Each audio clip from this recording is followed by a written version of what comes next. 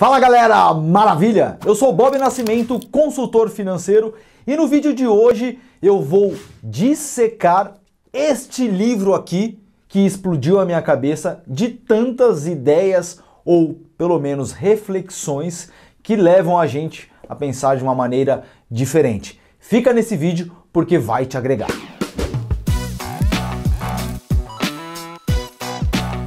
Antes de mais nada, eu peço que você se inscreva aqui no canal, que você deixe o like, porque isso me ajuda a ajudar mais pessoas, e então bora lá para a resenha. O formato que eu vou fazer hoje é um formato diferente. Como eu disse, a minha cabeça explodiu ao ler este livro aqui do autor Morgan Housel, A Psicologia Financeira. E eu decidi pensar algumas lições e ideias para dividir aqui contigo. É claro que eu recomendo que você leia este livro porque trata-se de um assunto muito importante que é finanças e investimentos, porém não a parte racional, e sim a parte psicológica, a parte emocional. E eu defendo a ideia, assim como o autor, de que o comportamento, sim, é o teu comportamento que não só te fará rico, como te manterá rico. Então, esta é a primeira parte de 4. Cara, acabei de notar que eu criei uma minissérie aqui no Instagram com este livro. Então, bora lá porque hoje eu vou defender, ou melhor dizendo, hoje eu vou te explicar algumas ideias que eu pensei lá do livro. A primeira lição que eu retirei do livro é uma comparação entre dois perfis diferentes de pessoas e os seus destinos. Então, Nicolas coloca na tela aí, primeira lição, Richard Fusconi e Ronald Read.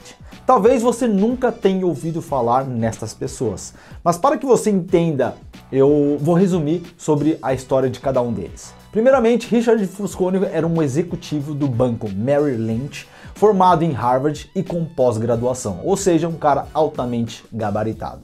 Uma carreira bem sucedida no mercado financeiro e um cara que se aposentou aos 40 anos de idade. Fusconi, então, em meados dos anos 2000, ele decide ampliar a sua mansão de mais de 1.500 metros quadrados de área construída em Connecticut, com 11 banheiros, 2 elevadores, 2 piscinas, 7 garagens e custo de manutenção em $90 mil por mês.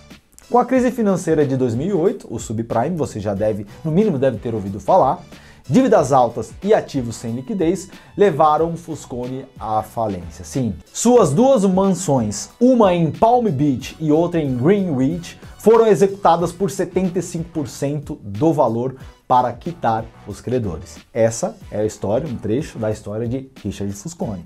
Agora a segunda história é de Ronald Read, que segundo a Wikipedia era filântropo, investidor, faxineiro e frentista dos Estados Unidos. Um trabalhador discreto que passou 25 anos consertando carros e outros 17 anos varrendo o chão em uma rede de departamentos. Aos 92 anos, Read faleceu.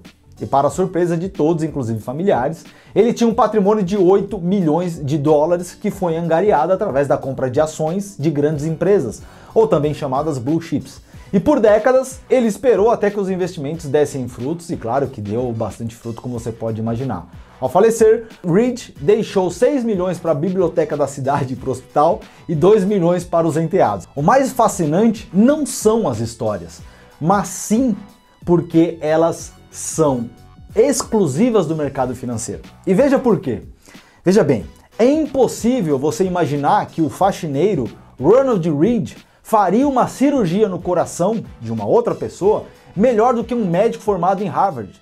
Ou o próprio Read fizesse projetos de engenharia melhores do que nomes renovados. Então isso no mercado financeiro ocorre, só que em outras áreas não. Fora do mercado financeiro, você não escuta que um faxineiro superou pessoas tão gabaritadas como o Richard Fusconi, formado em Harvard e com pós-graduação. Aqui a lição, coloca na tela aí, Nicolas.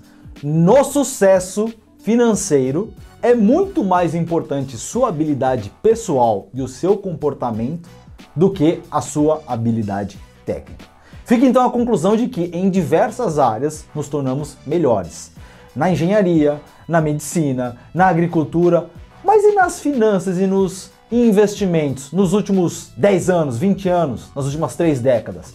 Eu, Bob, do que eu estudei até hoje, eu não vejo uma grande evolução nesta área. Ou pouquíssima evolução eu vejo. Será que isso não tem a ver com o comportamento do ser humano, que se repete em algumas ocasiões, e aí na questão de finanças e investimentos os mesmos erros? Ao final da introdução, o autor cita o filósofo iluminista Voltaire com a frase: "A história não se repete nunca, o homem se repete sempre." Chegando na segunda lição que eu pensei do livro, ninguém é maluco, né?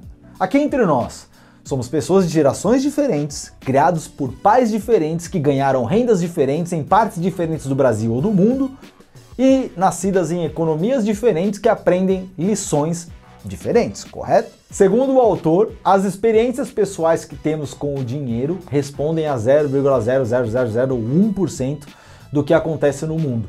Porém, nós temos a impressão que conhecemos já 80% como o mundo funciona. Ou seja, vivemos numa bolha ou microbolhas e o que o dinheiro representa ou que função tem é traduzido de forma diferente para cada um de nós. Aqui pegando o exemplo das minhas consultorias, não faz sentido algum você achar que o mesmo estímulo para se organizar financeiramente funciona para alguém que foi rico na infância do que para quem foi bem pobre na infância. São duas ideias diferentes sobre riqueza e como acumular. Conectando com o comportamento, o autor cita que toda decisão financeira que uma pessoa toma é fruto da informação que ela tem à disposição no momento, associada ao seu modelo mental único sobre a forma como o mundo funciona. Tão simples, né? Volta aí o vídeo, volta 10 segundos e escuta o que eu disse de novo. E é simples. Olha com outro exemplo sobre disponibilidade citada no livro. Sabia que a grande maioria dos americanos que gastam em média $400 por ano em bilhetes de loteria são de baixa ou baixíssima renda? Detalhe, a maioria dos americanos não tem $412 para uma emergência, o que talvez leve a você pensar: putz, mas é meio insanidade, né? Talvez meio idiotice.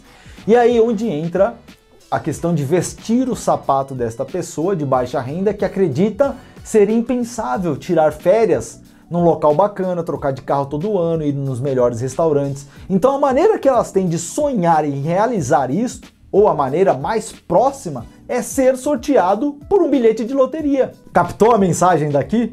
Ao final deste capítulo, o autor revela algo que eu tenho testemunhado. Somos novatos em guardar dinheiro e se preparar para a aposentadoria. Ninguém é idiota ou maluco e quer o pior na aposentadoria. Mas se você não sabe como fazer e o que fazer, você entrará para a estatística do IBGE. Este é o resumo Bob Nascimento. Terceira lição pinçada do livro é chamada de sorte e risco. Nada é tão bom e nem tão ruim quanto parece. Aqui vai dar uma treta, pois a gente vai falar de sorte. Sorte e risco são irmãos. São a expressão concreta de que todo o resultado na vida é guiado por outras forças além do mero esforço individual. Neste capítulo, ele cita um pequeno trecho da trajetória do Bill Gates. Bill Gates, juntamente com Paul Allen, seu cofundador da Microsoft, eles tiveram acesso ao primeiro computador, um Teletype Model 30, conectado ao mainframe da General Electric em 1968. A escola que eles frequentavam era a Lakeside School, e ter um computador nesta época era algo muito fora da curva, a ponto dele citar aos formandos de 2005 da Lakeside School que não haveria Microsoft se não houvesse Lakeside School. O autor faz uma conta rápida sobre a sorte do Bill Gates. Nicolas, coloca na tela aí. 303 milhões de pessoas estavam em idade escolar no mundo em 1968. 18 milhões delas nos Estados Unidos, sendo 270 no estado de Washington, pouco mais de 100 mil viviam em Seattle e apenas 300 frequentavam a Lakeside School.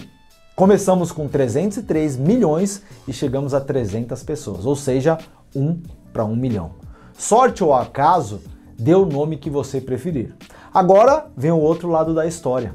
Caso você não saiba, além de Bill Gates e Paul Allen, tinha um menino chamado Kent Evans nessa história. Todos eram extremamente inteligentes e apaixonados pelo computador, mas um fato ocorreu impossibilitando que Kent fosse um dos fundadores da Microsoft. Ele faleceu. O moleque morreu num acidente quando praticava montanhismo. Morrem 30 pessoas por ano praticando montanhismo nos Estados Unidos. Uma probabilidade baixa, digamos de 1 para 1. Aqui na mesma escala de grandeza, o autor descreve sobre sortes e risco. Gates com a sorte de ter se matriculado na Lakeside School e Evans de ter praticado o montanhismo e falecido. Para cada Bill Gates existe um Kate Evans igualmente habilidoso e motivado, porém que acabou do lado oposto da roleta da vida. Um trecho que eu retirei deste capítulo é: sorte e risco. Ambos existem porque o mundo é complexo demais para permitir que 100% das suas ações respondam por 100% dos seus resultados. Chupa essa manga. Eu entendo que ao falarmos do outro e citarmos a palavra sorte, parece que o que estamos fazendo ali é sendo invejosos, mesquinhos. Mesmo que a gente acredite em sorte, porque a grande maioria acredita. Aliás, deixa aqui nos comentários qual que é a tua opinião referente a isso. Agora chegando na quarta lição pinçada do livro. Nada é o suficiente. Mesmo quem já é rico comete loucuras. Neste capítulo ficou claro sobre a ganância dos homens, onde ele cita que uma parte crítica da sociedade não consegue chegar no estado chamado suficiente. Um conceito fundamental e poderoso e que vai influenciar o comportamento e as atitudes. Ele cita a história de Raja Gupta, que era órfão na cidade de Calcutá, na Índia, ou seja, foi um cara extremamente fora da curva, que teve uma trajetória brilhante a ponto de se tornar CEO da McKinsey, empresa de consultoria mais prestigiada do planeta, tornando-se inclusive parceiro do Bill Gates, entre outros feitos.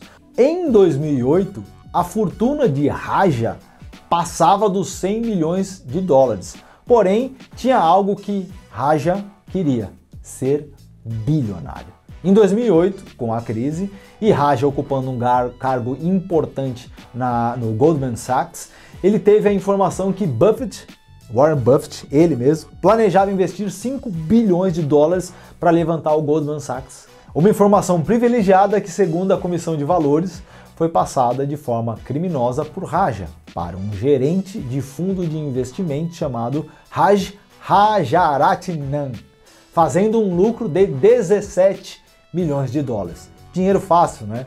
Mas dinheiro fácil você já sabe, né? Ambos foram presos e as reputações arruinadas para sempre. Warren Buffett comentou sobre o ocorrido. Coloca na tela, Nicolas. Para ganhar o dinheiro que não tinham e do qual não precisavam, eles arriscaram aquilo que tinham e de que precisavam. Isso é estupidez, pura e simplesmente estupidez. Arriscar algo que é importante para você em troca de algo que não é importante para você não faz sentido algum.